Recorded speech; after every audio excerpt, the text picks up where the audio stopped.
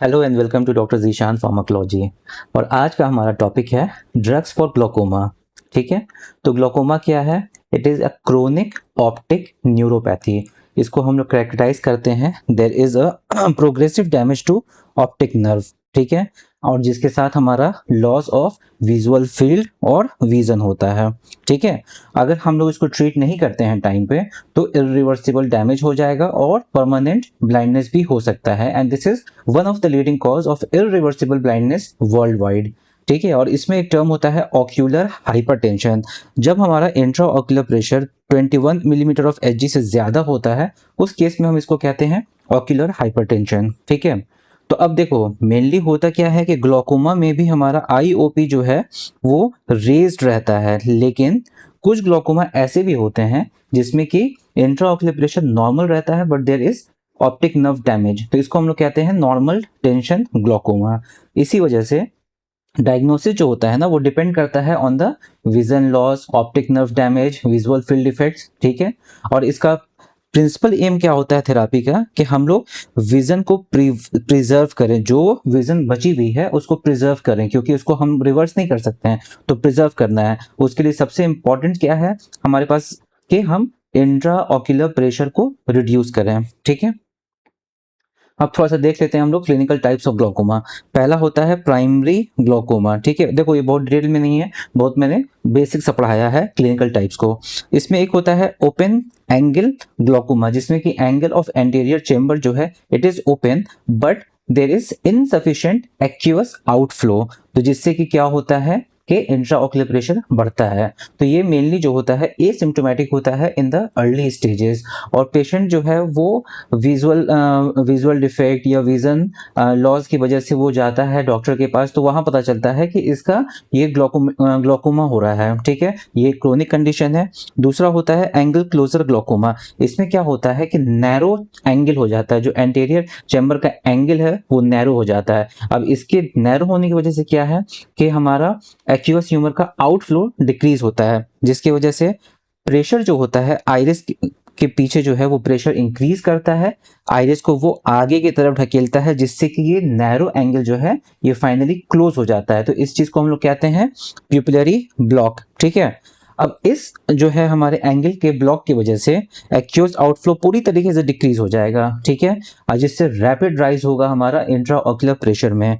तो ये it is an ophthalmic emergency. हमारा angle closure glaucoma is an ophthalmic emergency, जिसका सिम्टम्स होता है आई में या फोरहेड में पेन होगा। ठीक है, रेडनेस हो जाएगा आई का, एंड नोजिया, वोमिटिंग और ब्लड विजन भी हो सकता है। Secondary glaucoma due to the which is secondary to other ophthalmic conditions, and congenital glaucoma भी होता है एक, जो कि बर्थ के साथ प्रेजेंट होता है। तो इसका जो है these are rare things। ठीक है, तो अब हम कुछ बात करते हैं कुछ ऑक्यूलर स्ट्रक्चर्स की जो ग्लोकोमा के पैथोफिजियोलॉजी के लिए इंपॉर्टेंट होता है।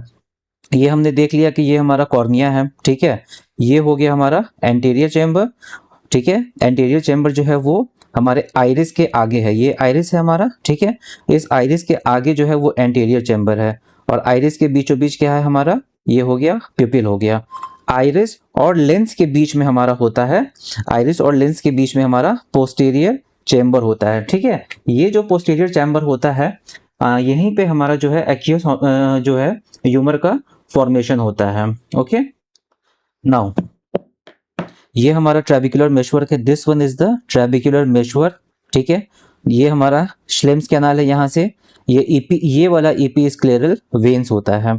ये सिलियरी बॉडी है। क्या है सिलियरी बॉडी का मेन काम क्या होता है, ये एक्यूअस ह्यूमर के प्रोडक्शन में हेल्प करता है। ठीक है, और ये वाला जो है this one is the drainage angle, जो एंगल ऑफ एंटीरियर चेंबर हम लोग कहते हैं ये है।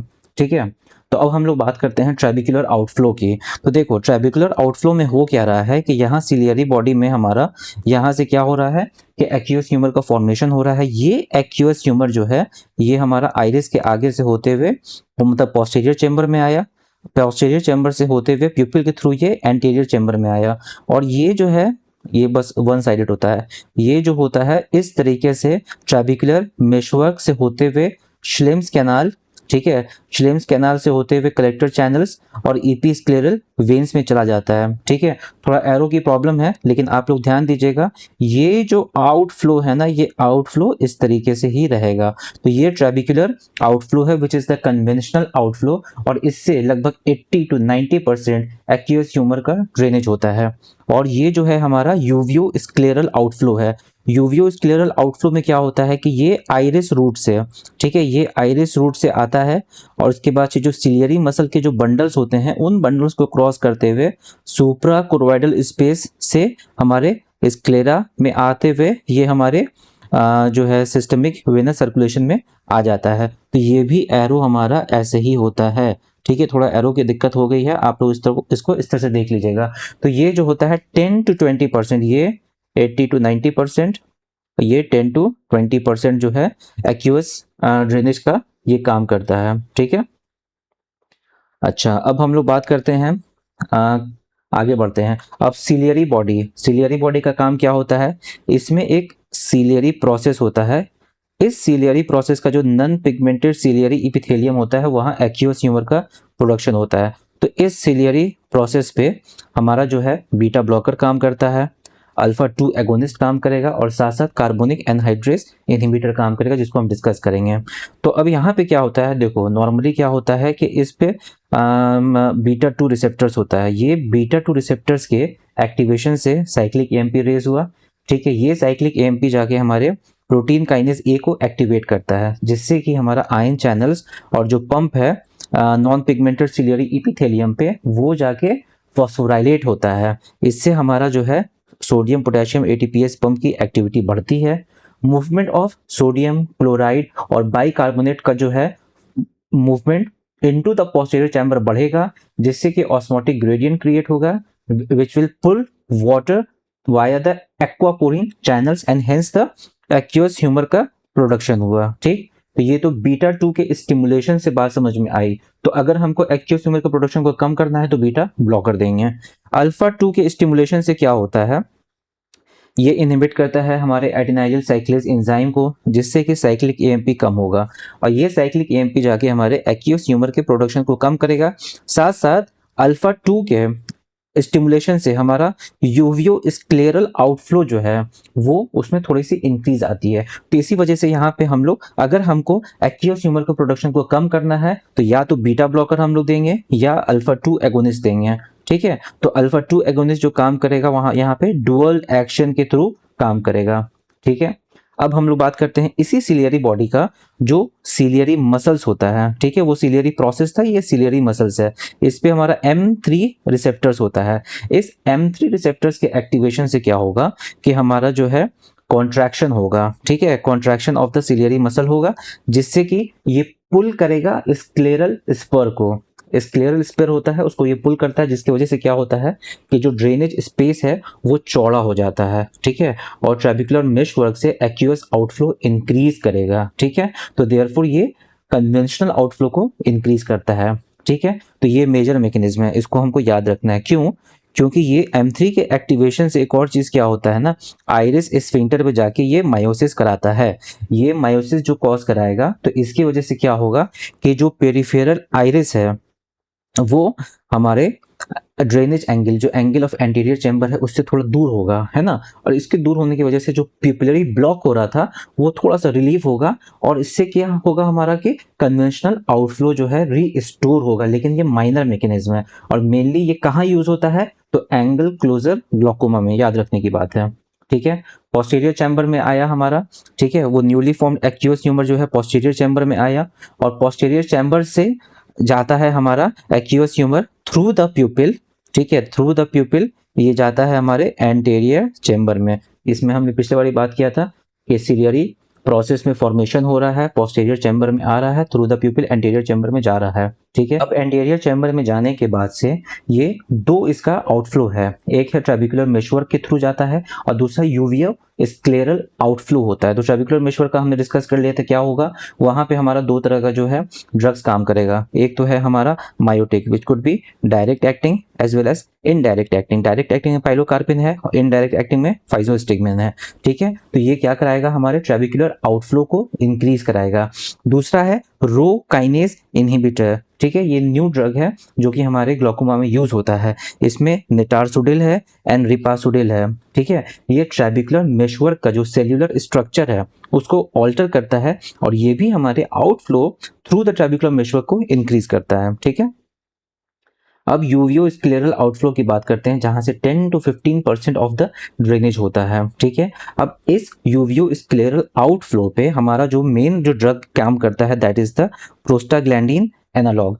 प्रोस्टाग्लैंडिन एनालॉग का काम क्या होता है कि ये एफपी रिसेप्टर्स पे, ठीक है, जाके एक्ट करता है और एफपी रिसेप्टर्स पे एक्ट करके सिलेरी मसल्स का एक तो रिलैक्सेशन कॉज कराता है, दूसरा मैट्रिक्स मेटालोप्रोटीनेज एंजाइम जो है वो रिलीज होता है, ठीक है। इस मैट्रिक्स मेटालोप्रोटीनेज एंजाइम से क्या होता है, एक्स्ट्रा सेलुलर मैट्रिक्स जो है उसका रीमॉडलिंग होता है और इसके रीमॉडलिंग से क्या होगा कि हमारा जो है रेजिस्टेंस कम होगा, ठीक है, to the outflow of aqueous humour, ठीक है, जिससे कि हमारा आउटफ्लो जो है इंक्रीज होगा, ठीक है। रेजिस्टेंस कम होगा, आउटफ्लो इंक्रीज होगा, ठीक है। अब हम लोग ये बात करते हैं कि देखो कार्बोनिक एनहाइड्रेज एंजाइम का क्या रोल है एक्यूअस ह्यूमर के फॉर्मेशन में। उससे पहले एक एनाटॉमिकल हम लोग ये कोरिलेशन देख लेते हैं। देखो ये पोस्टीरियर चैम्बर हुआ, ठीक है। इसके बाद जो है हमारा सिलेरी प्रोसेस जो है उसका नॉन पिगमेंटेड इपिथेलियम हुआ, फिर पिगमेंटेड इपिथेलियम हुआ, ठीक है। Non pigmented epithelium, pigmented epithelium हो गया एंड वो सिलियरी स्ट्रोमा हो गया, ठीक है। तो अब यहाँ पे एक मेन एंजाइम है हमारा सोडियम पोटेशियम एटीपीएज एंजाइम है और बाकी हमारे को ट्रांसपोर्टर्स हैं और चैनल्स हैं, ठीक है। यहाँ पे गैप जंक्शंस भी होता है। अब में बहुत important enzyme carbonic anhydrase enzyme isoform 2 होता है। अब हम लोग देखेंगे कैसे यहाँ काम करता है। देखो तो यहाँ पे जो सोडियम पोटेशियम एटीपीएज है ये 3 सोडियम बाहर और 2 सोडियम अंदर लेके आता है, ठीक है, via with the help of ATP. और इससे क्या होता है, एक इलेक्ट्रोकेमिकल ग्रेडियंट क्रिएट होता है जो कि बाकी सेकेंडरी जो ट्रांसपोर्ट है उनकी मदद करता है, ठीक है। साइमल्टेनियसली हमारा जो है कार्बोनिक एनहाइड्रेज एंजाइम जो होता है वो हाइड्रोजन आयन और बाइकार्बोनेट आयन का जो है फॉर्मेशन करता है, ठीक है। तो अब जो कि यहाँ पे इलेक्ट्रोकेमिकल ग्रेडियंट जो है क्रिएटेड है, तो हमारा जो है सोडियम हाइड्रोजन आयन एक्सचेंजर के थ्रू जो है वो सोडियम हमारा अंदर आ रहा है और हाइड्रोजन जो है वो स्ट्रोमा में जा रहा है। लाइकवाइज जो क्लोराइड बाइकार्बोनेट एक्सचेंजर है इससे क्लोराइड जो है हमारा अंदर आ रहा है और बाइकार्बोनेट हमारा बाहर जा रहा है, ठीक है। अब ये जो सोडियम है और ये जो क्लोराइड है, ठीक है, और साथ साथ ये जो बाइकार्बोनेट भी फॉर्म हो रहा है, ये सारी चीज जो है through the help of gap junctions non pigmented epithelium की तरफ आ रहे हैं, ठीक है। अब ये नॉन पिगमेंटेड इपिथेलियम की तरफ आए, अब यहाँ पे क्या कर रहा है कि जो सोडियम बाइकार्बोनेट ट्रांसपोर्टर है ये सोडियम को और बाइकार्बोनेट को पोस्टीरियर चैम्बर में हमारे सिक्रीट कर रहा है। लाइकवाइज ये जो क्लोराइड चैनल है, ठीक है, ये क्लोराइड चैनल जो है ये पैसिव ट्रांसपोर्ट करता है क्लोराइड का into the posterior chamber. Reason being कि यहाँ पे इलेक्ट्रोकेमिकल जो है पॉजिटिविटी बढ़ रही है, तो जिसको बैलेंस आउट करने के लिए हमारा क्लोराइड चैनल हमारा आता है, ठीक है। तो अब देखो ये इतने सारे सोडियम हैं, बाइकार्बोनेट हैं, क्लोराइड हैं, तो ये सारे आयंस की वजह से क्या हुआ कि ऑस्मोटिक ग्रेडियंट एक क्रिएट हुआ। ये ऑस्मोटिक ग्रेडियंट पुल करेगा वाटर को via aquaporin channels into the posterior chamber और जिससे कि हमारा फाइनली एक्यूअस ह्यूमर का फॉर्मेशन हो जाएगा। इस चीज को एक बार आप लोग रिवाइज कर लीजिएगा, ठीक है। तो थेराप्यूटिक गोल क्या है कि हमको डिजीज के प्रोग्रेशन को रोकना है, ठीक है, ताकि जो ऑप्टिक नर्व का जो डैमेज है उसको हम रोक सकें, क्योंकि वो इरिवर्सिबल है। जहां तक वो डैमेज हो जाएगा उससे हम बैक नहीं जा सकते हैं। इसका सबसे इंपॉर्टेंट चीज क्या है कि हम लोग रिड्यूस करेंगे इंट्रा ऑक्यूलर प्रेशर को। तो इंट्रा ऑक्यूलर प्रेशर को रिड्यूस करने का 2 तरीका है, या तो एक्यूअस ह्यूमर के प्रोडक्शन को कम कर दीजिए या तो एक्यूअस ह्यूमर के आउटफ्लो को बढ़ा दीजिए। तो पहला देखते हैं इसके प्रोडक्शन को कम कैसे करते हैं। तो जैसा हमने बात किया था, हम लोग बीटा ब्लॉकर दे सकते हैं। नॉन सिलेक्टिव में है आपको तिमोलोल है, लेवोबिनोलोल है, ठीक है। कार्डियो सिलेक्टिव में बिटाजोलोल है, ठीक है। अल्फा 2 एगोनिस्ट हम दे सकते हैं जैसे कि एप्राक्लोनिडिन, ब्रीमोनिडिन, ठीक। और कार्बोनिक एनहाइड्रेज इनहिबिटर भी दे सकते हैं जैसे एसिटाजोलामाइड, ब्रिंजोलामाइड एंड डोरजोलामाइड, ठीक है। तो इससे हमने एक्यूस ह्यूमर के प्रोडक्शन को कम कर दिया। अब आउटफ्लो बढ़ाना है तो आउटफ्लो बढ़ेगा through the trabecular pathway and through the uveoscleral pathway. तो जैसा हमने पढ़ा है, ट्रेबिकुलर पाथवे पे दो तरह की ड्रग काम करती है, एक है कोलिनोमिमेटिक दैट इज द मायोटिक जिसमें कि पाइलोकार्पिन, फाइजोस्टिगमिन है। दूसरा रो काइनेज इनहिबिटर जिसमें कि नेटारसोडिल एंड रिपासोडिल है। यूवियो स्क्लेरल पाथवे पे जो काम करता है वो है प्रोस्टाग्लैंडिन एनालॉग लाइक लेटेनोप्रोस्ट, बिमेटोप्रोस्ट, ट्राइवोप्रोस्ट, ठीक है। ये सारे ड्रग्स हैं, ठीक। और ये अभी के टाइम में ये हमारे फर्स्ट लाइन ड्रग्स हैं। और कुछ ड्रग्स ऐसे हैं जो हम लोग इमरजेंसी में यूज करते हैं जिनको कि हम ऑस्मोटिक ड्रग्स कहते हैं जैसे कि ग्लिसरीन है और मैनिटोल है। These are the emergency drugs, these are not used routinely in the management of glaucoma, ठीक है। अब हम लोग इंडिविजुअल ड्रग्स की बात करते हैं। प्रोस्टाग्लैंडिन एनालॉग जो होता है ये प्रेफर्ड फर्स्ट लाइन टॉपिकल है। इससे पहले क्या था ना कि बीटा ब्लॉकर जो है वो बहुत प्रेफर्ड था, लेकिन बीटा ब्लॉकर के साथ प्रॉब्लम क्या था कि उसका सिस्टमिक एब्जॉर्प्शन भी होता था और होने के साथ साथ क्या होता था ना कि वो सिस्टमिक साइड इफेक्ट्स भी प्रोड्यूस करता था। बट प्रोस्टाग्लैंडिन एनालॉग के साथ ये फायदा क्या है कि इसका सिस्टमिक एब्जॉर्प्शन मिनिमम है, ठीक है। और ये जो है सब्सटेंशियल मतलब काफी हद तक जो है इंट्राओक्युलर प्रेशर को मतलब कि कम करता है और उसको कम बनाए रखता है। तो इसमें ड्रग्स क्या क्या है, लेटेनोप्रोस्ट, बिमेटोप्रोस्ट, ट्राइवोप्रोस्ट एंड टैफ्लूप्रोस्ट। तो लेटेनोप्रोस्ट तो सबसे ज्यादा यूज होता है, ठीक। बिमेटोप्रोस्ट के साथ फायदा क्या है कि ये कंजंक्टिवल हाइपरेमिया कम कराता है एंड टैफ्लूप्रोस्ट के साथ फायदा क्या है कि ये प्रिजर्वेटिव फ्री है, ठीक है। इसमें हम लोग जो किसी का अगर आई सेंसिटिव है ज्यादा, उसको कंजंक्टिवल हाइपरेमिया टिंगलिंग सेंसेशन हो रहा है तो उसके केस में हम लोग टैफ्लूप्रोस्ट दे सकते हैं। एक और जो है न्यूअर फॉर्मुलेशन अप्रूव हुआ है जिसका नाम है लेटेनोप्रोस्टिन ब्यूनॉड, ठीक है। ये जो होता है या ये जो है स्टेरेज एंजाइम इसको जो है मेटाबोलाइज करता है इनटू लेटेनोप्रोस्ट एसिड एंड ब्यूटेनिडियोल मोनोनाइट्रेट, ठीक है। तो ये चीज हुआ। तो लेटेनोप्रोस्ट एसिड जो है हमारा ये एफपी रिसेप्टर एगोनिस्ट होता है जिससे कि यूवियोस्कुलर आउटफ्लो इंक्रीज होता है। एंड ब्यूटेनिडियोल मोनोनाइट्रेट जो होता है this is a nitric oxide donor जिसकी वजह से हमारा soluble guanylate cyclic GMP pathway activate होता है और ये रिलैक्स करता है trabecular meshwork and Schlemm's canal को। तो ये ट्रेबिकुलर आउटफ्लो को भी बढ़ाता है, ठीक है। तो ये ट्रेबिकुलर आउटफ्लो को भी बढ़ाता है। तो इसका साथ फायदा क्या है, यूवियोस्कुलर के साथ साथ ये ट्रेबिकुलर आउटफ्लो को भी बढ़ाता है। ऑनसेट होता है इन सारे ड्रग्स का लगभग 2 से 4 घंटा में इसका ऑनसेट होता है। पीक आता है लगभग 12 घंटा पे इसका पीक आता है और ड्यूरेशन ऑफ एक्शन लगभग जो है 24 आवर्स होता है। तो इसको नाइट टाइम में हम लोग देते हैं ताकि जो अर्ली मॉर्निंग स्पाइक है वो हम उसको कम कर सकें, ठीक है। अब थेराप्यूटिक यूजेस क्या है, ओपन एंगल ग्लूकोमा, ठीक है, ocular hypertension and normal tension glaucoma में यूज करते हैं। ध्यान दीजिएगा एंगल क्लोजर ग्लूकोमा में इसको यूज नहीं करते हैं। एडवांटेज क्या है, it is the most effective topical monotherapy for lowering the इंट्राओक्युलर pressure. Adherence इसमें अच्छा है, क्यों, क्योंकि इसका वंस डेली एप्लीकेशन है। तो वंस डेली एप्लीकेशन है, पेशेंट एक बार रात में डाल के सो जाएगा तो वो ज्यादा अधेर रहेगा। मिनिमल सिस्टमिक साइड इफेक्ट है और प्यूपिल के साइज पे ना ये मायोसिस कॉज कराता है और ना ही ये एकोमोडेशन का जो है स्पाज्म कराता है। ये सब इसके फायदे हैं, ठीक है। एडवर्स इफेक्ट क्या है, तो mild ocular irritation, burning sensation in the eye and conjunctival hyperaemia cause कराता है। साथ साथ सिस्टोइड मैक्युलर एडिमा भी कॉज कराता है इन ससेप्टेबल पेशेंट्स। और दो इसका कैरेक्टरिस्टिक साइड इफेक्ट है जिसको याद रखना है। एक तो हमारा ये आइरिस जो है, आइरिस का पिगमेंटेशन कॉज करा देगा, साथ साथ आई लैश का ग्रोथ कराएगा। तो आइरिस पिगमेंटेशन तो परमानेंट होता है लेकिन आईलैश का ग्रोथ जो है दवा रोकने के बाद से फिर ठीक हो जाता है। कॉन्ट्रा इंडिकेशन क्या है कि एक्टिव यूवीआइटिस में हम नहीं देंगे क्योंकि इसको जो है और ये बढ़ा देता है। साथ साथ अगर किसी पेशेंट में हर्पेटिक केराटाइटिस है उसमें भी नहीं देते हैं। अगर किसी पेशेंट में अगर हर्पेटिक केराटाइटिस की हिस्ट्री है उसमें भी नहीं देंगे because it will cause the reactivation of the herpetic virus. अब हम लोग बात करते हैं बीटा ब्लॉकर। तो जैसे मैंने बताया था कि बीटा ब्लॉकर एक टाइम में जो है मतलब कि फर्स्ट लाइन ड्रग था प्रोस्टाग्लैंडिन एनालॉग के आने से पहले, लेकिन अभी भी प्रोस्टाग्लैंडिन एनालॉग के बाद ये सबसे इफिकेशियस क्लास ऑफ ड्रग है, बट ये मोस्ट सिस्टमिक साइड इफेक्ट भी कॉज कराता है, ठीक है।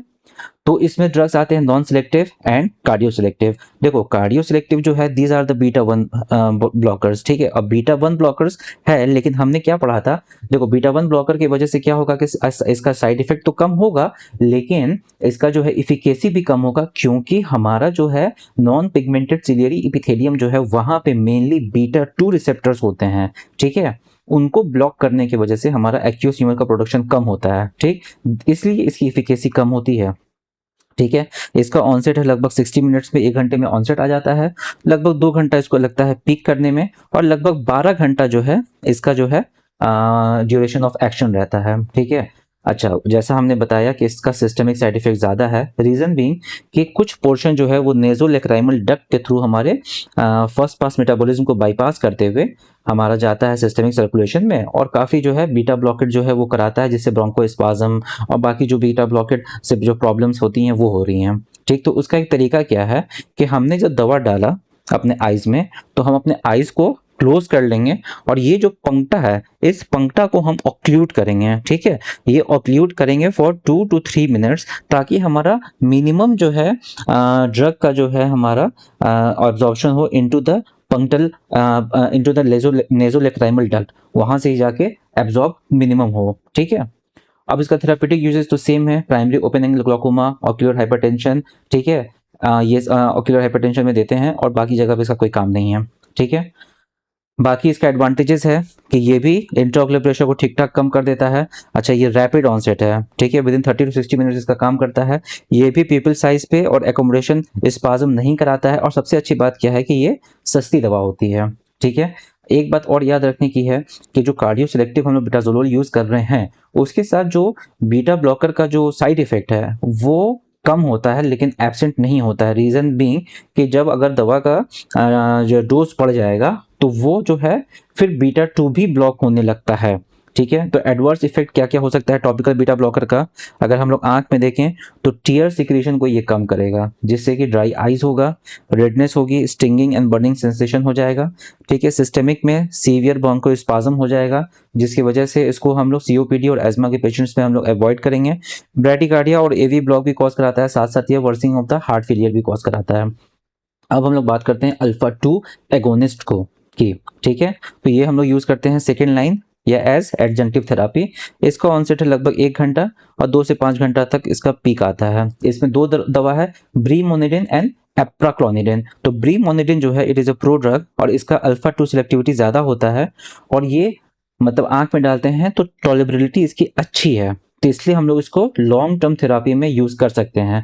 लेकिन एप्राक्लोनिडिन जो है वो लेस सिलेक्टिव होता है, और उसको यूज करने पे जो टैकीफाइलैक्सिस डेवलप करता है, और साथ साथ एलर्जिक कंजंक्टिवाइटिस भी डेवलप करता है, इसलिए इसको हम लोग क्रोनिक थेरापी में नहीं देते हैं, ठीक है। थेरापेटिक यूजेस हो गया primary open angle glaucoma, ocular hypertension, and laser treatment के बाद अगर इंट्राऑक्यूलर प्रेशर बढ़ रहा है, जैसे कि मान लो ट्रेबिकुलोप्लास्टी की है, लेजर आइरिडोटोमी की है, तो इसके बाद अगर हमारा इंट्रा ऑक्यूलर प्रेशर बढ़ रहा है तो उसको कम करने के लिए भी अल्फा 2 एगोनिस्ट हम लोग यूज करते हैं। और जैसा हमने बात किया था, इसका जो है डुअल मैकेनिज्म ऑफ एक्शन होता है, ठीक है। दूसरा क्या होता है कि चूंकि मिनिमम इसका पल्मोनरी साइड इफेक्ट होता है, तो ये उन कंडीशंस में बहुत यूजफुल होता है जहां की बीटा ब्लॉकर कॉन्ट्राइंडिकेटेड होते हैं। इसका एडवर्स इफेक्ट एलर्जिक कंजक्टिवाइटिस, ठीक है, जो कि मेनली हमारा एप्राक्लोनिडिन के साथ होता है। एप्रा for allergic conjunctivitis. Dry eye ये भी कॉज कराएगा। सिस्टेमिक में ये क्या कराएगा, ड्राई माउथ कॉज करा सकता है, ठीक है। फटीग, हेडेक, ड्राउजीनेस कॉज कराएगा। अच्छा, इसका कॉन्ट्रा इंडिकेशन कहाँ होता है, न्यूनेट्स में and children less than 2 years of age, क्योंकि वहाँ प्रोफाउंड सीएनएस डिप्रेशन कॉज करा सकता है, जिसकी वजह से एपनिया एंड आपको हाइपोटोनिया हो सकता है, और ब्रैडिकार्डिया भी हो सकता है, ठीक है। And it should be used cautiously in elderly patients, patients with severe cardiovascular disease, patients who are prone to orthostatic hypotension, ठीक है। एंड चूंकि ये डिजीनेस कॉज कराता है, ठीक है, और ड्राउजीनेस भी कॉज कराता है, तो अगर हेवी मशीन जो ऑपरेटर होते हैं या जो ड्राइवर होते हैं उसमें भी ये कॉशियसली यूज करना है, उनको बताना है ये बात, ठीक है। और दूसरे सीएनएस डिप्रेशन के साथ अगर यूज करते हैं तो ये पोटेंशिएट करता है सीएनएस डिप्रेसिव अपने प्रॉपर्टी को, जैसे कि कौन कौन से सीएनएस डिप्रेसेंट हो गए, बेंजोडाइजेपिन है, ओपोइड है, एंटीहिस्टामिन है, एंड अल्कोहल है, ठीक है।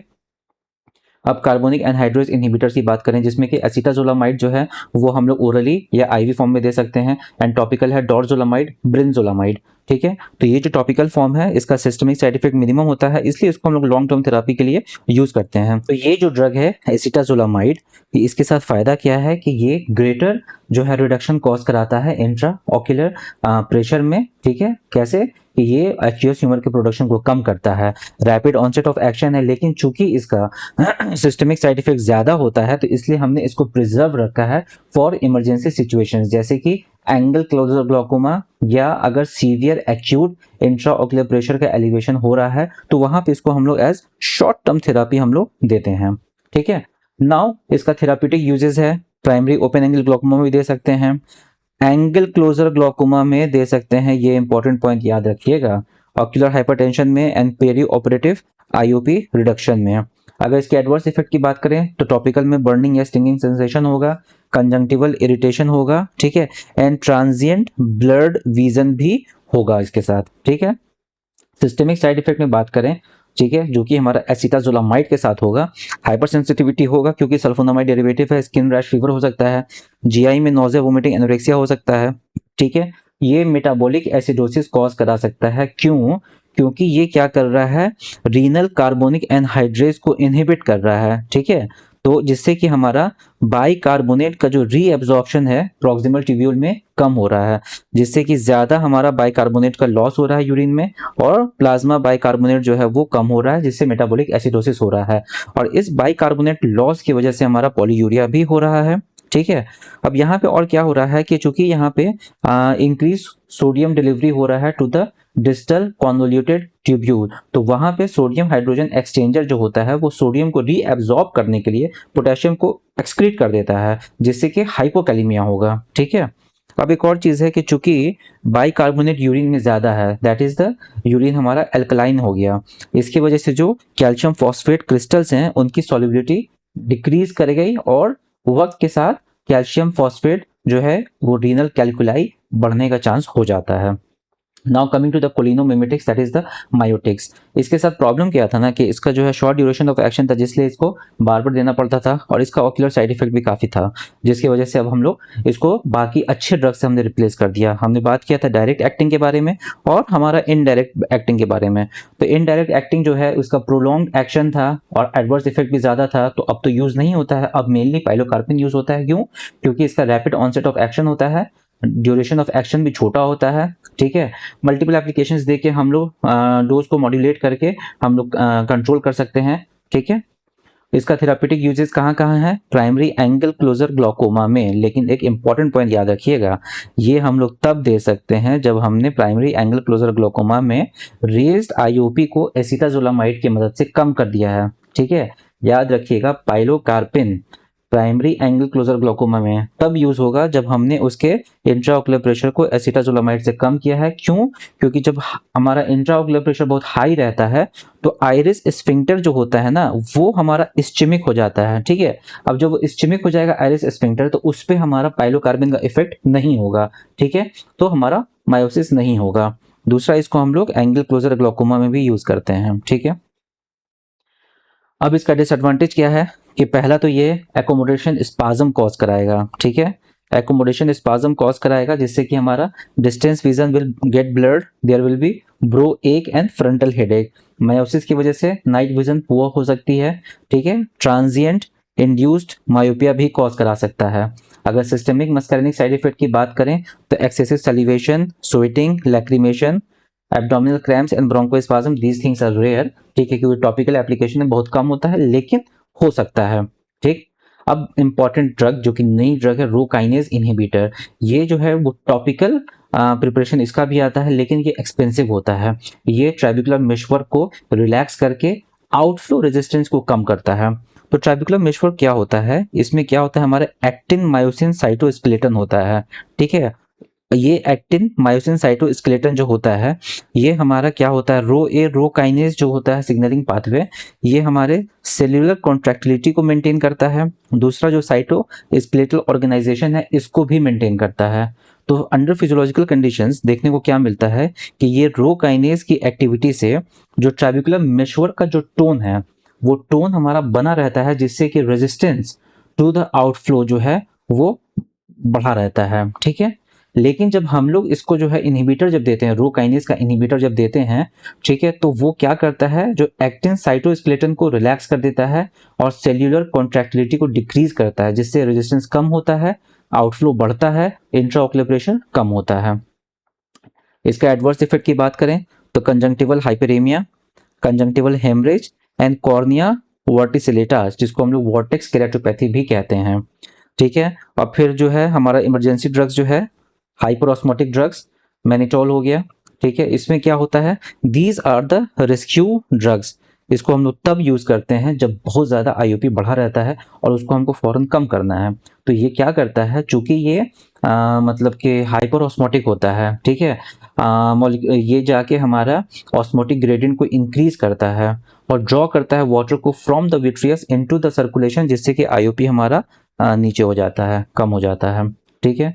अब बात हम लोग करते हैं रेशनल फार्माकोथेरापी कि किस तरीके से हम लोग दवाई चूज करेंगे, depending on the open angle है कि एंगल क्लोजर है, ऑप्टिक नर्व डैमेज की सिविरिटी क्या है, ठीक है, बेस लाइन आईओपी क्या है मरीज का, और डिजीज प्रोग्रेशन जो है वो किस रफ्तार से आगे बढ़ रही है, पेशेंट का एज, ड्रग की टॉलरेबिलिटी, उसकी कॉस्ट, को एग्जिस्टिंग डिजीज एंड अध्यरेंस। अध्यरेंस बहुत इंपॉर्टेंट चीज होता है मेडिकल साइंस में, ठीक है।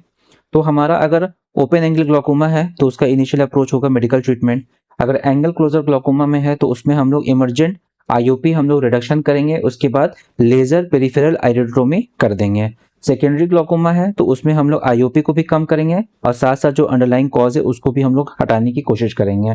कॉन्जेनाइटल ग्लॉकोमा में सर्जरी करते हैं, ठीक है। तो जैसा कि हमने देखा कि primary angle closure primary open angle glaucoma अगर है उसमें हम लोग फर्स्ट लाइन प्रोस्टाग्लैंडिन एनालॉग हम लोग देते हैं, ठीक है। प्रोस्टाग्लैंडिन एनालॉग देने के बाद से हम लोग 4 to 6 वीक के बाद हम लोग उसका रिस्पॉन्स चेक करते हैं, ठीक है। अगर रिस्पॉन्स अच्छा है और दवा अच्छे से टॉलरेट हो रही है तो उसको कंटिन्यू करेंगे। लेकिन अगर टारगेट आईओपी नहीं अचीव हुआ, टारगेट आईओपी क्या है, approximately 20 to 30% reduction in intraocular pressure, ताकि इंट्राऑक्युलर प्रेशर 15 से 18 mmHg से कम रहे, ठीक है। अगर ये नहीं अचीव हो पाया तो सबसे पहले जो चीज चेक करनी होती है वो है अध्यरेंस, कि मरीज दवा ले रहा है कि नहीं, रोज ले रहा है कि नहीं ले रहा है, और अगर ले रहा है तो जो हमने दवा लिखी है उसका डोज ठीक ले रहा है वो। अगर ये सारी चीजें हैं तो हम लोग सेकेंड ड्रग को ऐड करते हैं।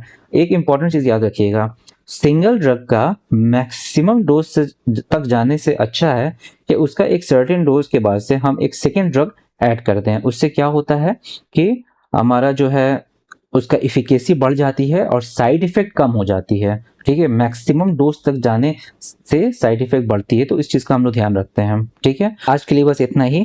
For more pharmacology lectures subscribe to doctor Zeeshan pharmacology.